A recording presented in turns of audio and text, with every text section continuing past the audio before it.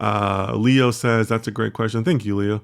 Kago says, so does this mean a network with fewer layers is basically better than a deep network?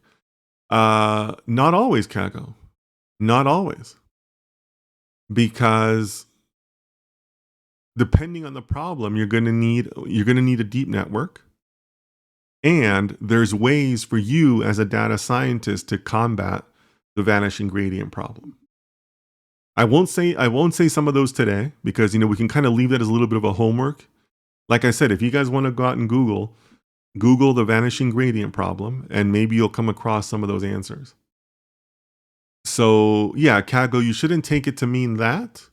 You should just take it to mean that it's something you need to be aware of and you need to be kind of vigilant about. Okay. Landry says complex models can memorize the training data instead of learning patterns, which is another issue. Sure. Yeah, I mean,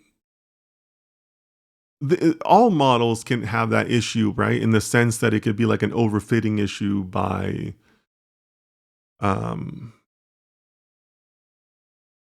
want to say like by mistake or like by casual usage, right?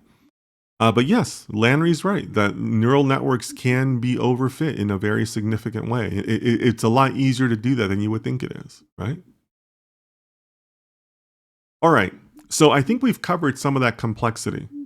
And again, these are all things for you to think about because if you want to be responsible and present a balanced view of your work, you would always bring up the complexities, or you're going to be asked these things, right?